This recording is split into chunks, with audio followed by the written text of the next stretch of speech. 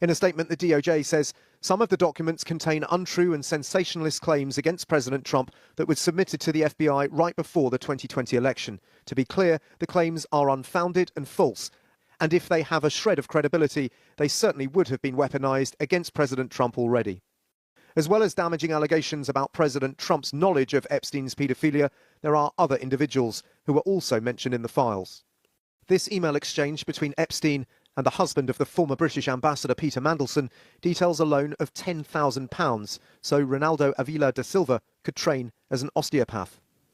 In a statement, Peter Mandelson says, "I was wrong to believe Epstein following his conviction and to continue my association with him afterwards. I apologise unequivocally for doing so to the women and girls who suffered." The documents also include an email from Elon Musk to Epstein discussing a visit to his island in the Caribbean in December 2013. And there are multiple mentions of Andrew Mountbatten Windsor in emails and testimonies. Here, in an email exchange between the former prince and Epstein, they discuss a woman whom Epstein suggests Andrew would enjoy having dinner with. Andrew replies he would be delighted to see her. Epstein replies to Andrew's questions about her and describes her as 26, Russian, clever, beautiful, trustworthy, and yes, she has your email.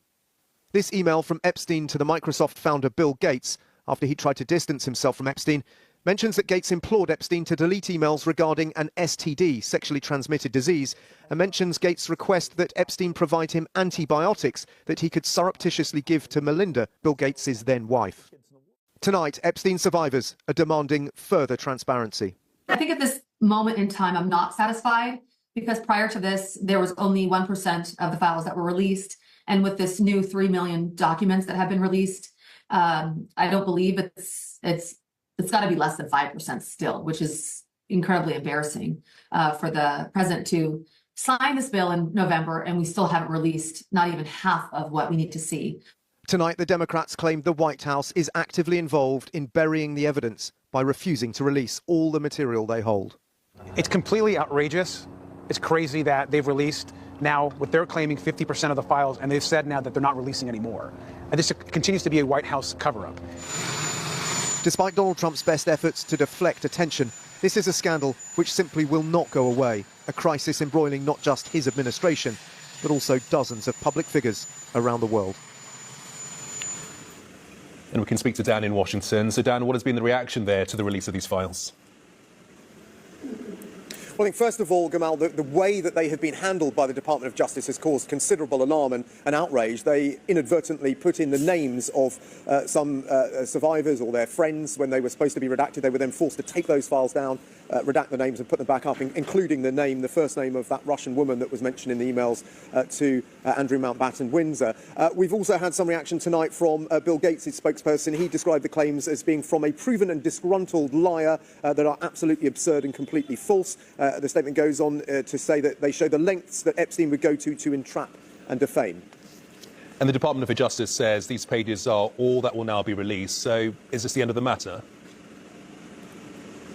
I don't think this is the end of it by any means. I mean, this is just, what we have uncovered with a sort of fairly cursory search of the database of what, some 3 million documents. So I think it's inevitable there will be more, emails, potentially photos and videos that will come to light as people start to go through this. And I think you have to look at this in the context of the politics here. We're at 276 days to the midterms in November. And I think this is increasingly going to dominate the run-up to those elections. And this is an issue that Donald Trump's own MAGA base is very exercised about. They wanted transparency on this, and indeed he campaigned promising he would give transparency and release all the files, and yet, as you've heard, the Democrats are saying that they're simply not fulfilling not only their word, but the law. OK, Dan in Washington, many thanks indeed. Given his tendency to dominate the agenda, perhaps it was inevitable that President Trump would become a feature of Sir Keir Starmer's trip to China. As the PM tries to build ties between the UK and China, Mr Trump warned that was a dangerous business to get into. Sir Keir didn't seem too concerned about that when he spoke to Carl. Instead, he was counting what he sees as the wins from his visits. The Prime Minister arrived in Shanghai with news that he had persuaded the Chinese to lift their sanctions on a number of MPs and Lords who'd been critical of the regime here. And when we spoke, he said he hoped the Chinese president would now come to the UK next year. I raised it on this visit, and the response from the Chinese is that the restrictions no longer apply. As for President Xi coming to the UK, we are hosting the G20 meeting in 2027. China is a G20 country, and I do hope that he's able to attend. He also said a cut to tariffs on British whisky would come into effect on Monday. It's all part of a trip the Prime Minister believes has gone well, although Donald Trump takes a different view. Listen to his answer to this question. Mr. President, what do you think about the UK getting into business with China? Keir Starmer is in Beijing. Well, it's very dangerous for them to do that, and it's even more dangerous, I think, for Canada to get into business with China. President Trump has said it's very dangerous for you to be doing business with China. Is he right? I've looked at the clip from President Trump, and I think it's fair to say he was focused more on Canada than the United Kingdom. But he was responding to a question about the UK. I appreciate that. I mean, as you would expect between two close allies, the US and the UK, we discussed this with his team before the visit, and I think I'm right in saying that President Trump is expected to visit China himself in April. Do you believe President Trump when he says things like this? Because, I mean, he blows hot and cold. He can change his mind in the middle of a sentence. I talk to the President all the time. We understand each other. At home, the Prime Minister is struggling in the polls, of course, and some Labour-affiliated unions have suggested that he should quit if May's local elections go badly. If you do become a drag on your party's chances of staying in government after the election, would you consider that? We won an election in 2024 with a huge mandate for change. I led us into that election and I intend to deliver on that mandate. I'll be judged in the next election on whether we've delivered the change that the country wants and frankly deserves. So you're sticking around? I'm going to see through the mandate that we won in 2024. Finally, on a lighter note, Prime Minister, one of the biggest Chinese exports to the UK is the Labubu. Are you familiar with the Labubu? I am familiar, and in fact, I've got a little one for myself. You've got one? I've got one, yes. I don't think it'll last long with my children. In case you don't know, the Labubu is a wildly popular Chinese doll. Its makers say it's a character who wants to help, but unwittingly does the opposite. There may be those in the Labour Party who think that sounds familiar. Carl Dinnan, News at 10, Shanghai. Well, let's speak to Debbie, who's in Beijing for us tomorrow. And Debbie, the Prime Minister moves on from China tomorrow, and I guess that Britain isn't alone when it comes to rebuilding relationships with Beijing, not least because of an unpredictable Donald Trump in the White House. No, we are not, Gamal, and it is to some extent because of Donald Trump's trade tariffs and the market uncertainty and economic hurt that they have created that have made the British Prime Minister and others seek to bolster their ties with the world's second largest economy. Spain, France, Ireland, Canada, they've all been here making deals of their own in recent weeks and months, and the German Chancellor is coming to Beijing at the end of February. So the contrast being painted here that is while the US President has been spending his January attacking Venezuela, talking up his claims on Greenland and threatening military action against Iran, the Chinese president has been here greeting guests at the Great Hall of the People and presenting himself as a more stable and predictable superpower.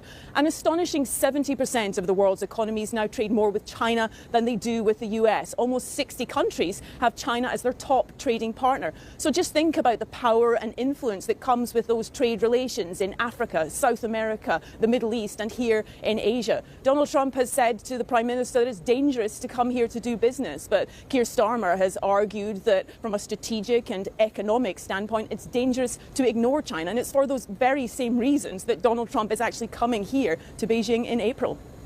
OK, Debbie in Beijing, many thanks indeed.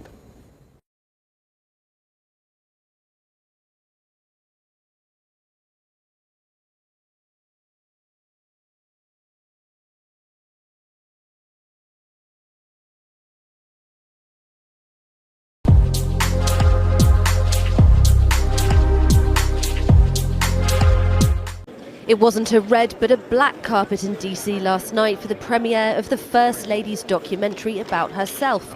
You will see humor, you will see grief, you will see fashion. So I'm very proud of the film. I saw it for the first time 2 nights ago. I loved it. I thought it was really great. But it really brings back a glamour that you just don't see anymore. Monochrome is part of Melania Trump's brand, the Washington Post explained.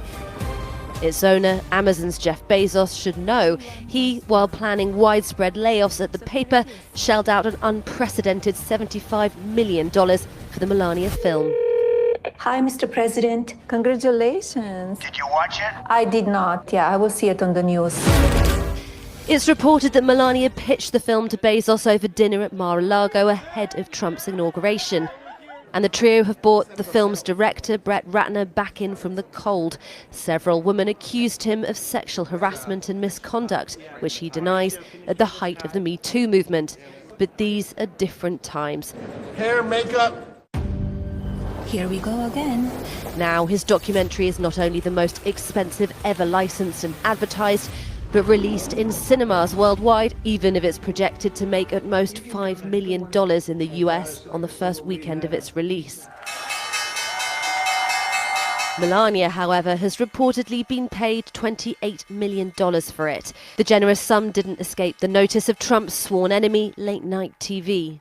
Amazon bribed a whopping $40 million for the movie and an additional $35 million for marketing, promotion, and distribution. So big box office, right? Wrong. Why would Jeff Bezos, a billionaire who has tons of business with a government run by a famously corrupt president known for loving bribes, overpay for a Melania documentary?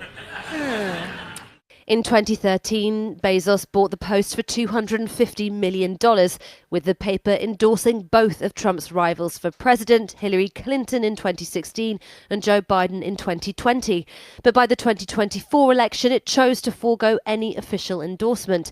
Following Trump's inauguration, Bezos said he would only publish opinions supporting personal liberties and free markets, prompting the paper's opinions editor to resign.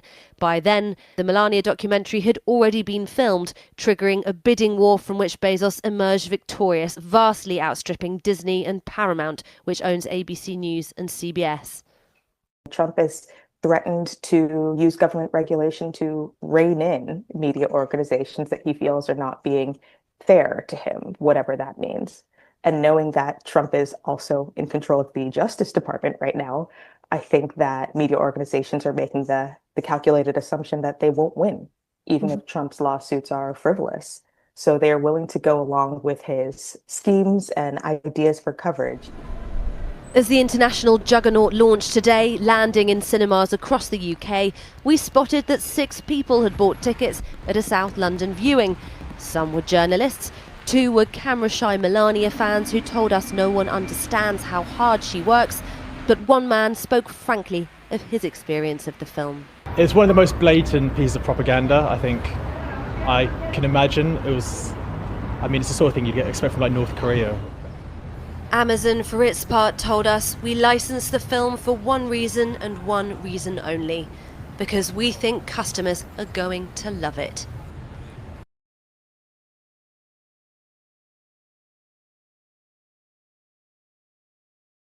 I'm the host. Thanks for watching. Thank you for joining us. Welcome to our viewers around the world. We are coming to you from Hollywood, California, in the highly dysfunctional United States of America, where as of just about an hour ago, we're again staring at another government shutdown.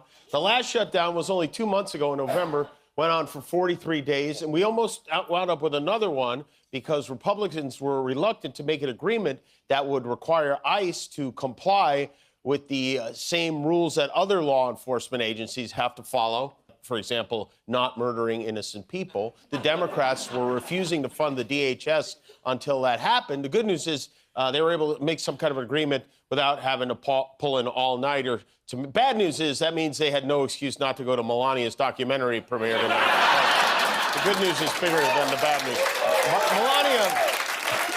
Melania Trump, as you know, got a movie deal. Amazon paid her $28 million for a doc. Everything is just so deeply corrupt, but also preposterous. Case in point, Donald Trump has a new celebrity friend. I don't know if you've seen this, but her name is Nicki Minaj. Nicki Minaj is in the Oval Office. You can see her there grouping with a group of men who would normally call the police on her. And Donald Trump's just delighted, taking it all in. He's so happy. This relationship has been brewing for quite some time, ever since COVID nearly exploded Nikki's cousin's friend's balls. And, of course, Trump was delighted. He's never happier than when a rapper shows up to lavish him with praise. Hello, guys. I'm with my favorite president, the best president of all time. And I'm with the queen of rap.